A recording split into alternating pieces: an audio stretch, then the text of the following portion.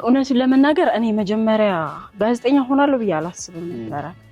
ኢቲቪ መጀመሪያ ሲቀጠር ዜና ክፍል ነው የተቀጠርኩትና ዜና መስራትን ያለማመዱኝ ጋዜጠኞች በፊት አያቸዋለሁ እንደው ማለት በአይኔ አያቸዋለሁ ብዬ ማስባቸው ሰዎች የኔ አለቆች ሆኑ።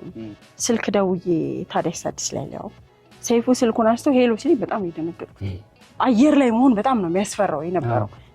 የራሴ መንገድ አለኝ ራሴ ነው የምሰራው በራሴ መንገድ ትንሽ አለ አይደለ እዛው አጠገብህ ካለ ሰው እንኳን እንዲህ ነበር እነሱ የሚሰሩት እናንተ ግን ምናምን የሚሰብር አስተያየት ነው አጠገብህ ካለ ሰው ሊደርስ ይችላል። እንደዚህ ያሉ ለምን ሰራልሽ እንዴት እንደዚህ ጥያቄ ትጠይቂያለሽ እንደዚህ እንዴት እንደዚህ ምናምን አለ ቀላል ነው ለዛ ሰው ገባ ስትጀምረው ነው ማለት ግን እነዛን ሁሉ ተቋቁመ እንዳልኩ ስራ ነው ስራህን ትወዷል ትሄድበታል። በቃ እኔ ራሴንና ራሴን እኔ ብዙ ጊዜ ራሴን በፊት ከነበርኩበት ማንነቴ ጋር ነው እንትን የምለውና ታዲያስ አዲስ እየሰራሁኝ ነው። ድሬቲዩብም ዜና ማነበው ምንም የተለየ ልጅነት ታሪክ የለኝም። ነገራችን ሞጆ ነው ተወልጄ ያደግኩት።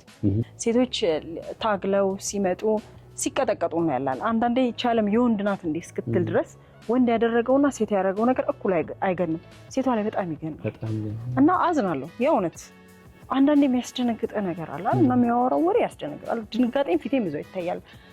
የሚፈልገው ወንድሙን እሱ አያውቀውም። እሱ ሳይወለድ ነው የሞተው ግን በህልሜ እየመጣ ያናግረኛል። የሆነ ወረቀት እዚህ ጋር አስቀምጫለሁ ይለኛል።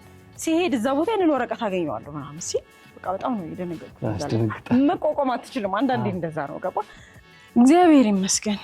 እኔ እንግዲህ እንደዛ የምላቸው ጊዜያቶች በራሴ ከራሴ ጋር ያለፍኳቸው ሊኖሩ ይችላሉ። ማንም ሰው እንደሚያሳልፍ ግን አልፈዋለሁ።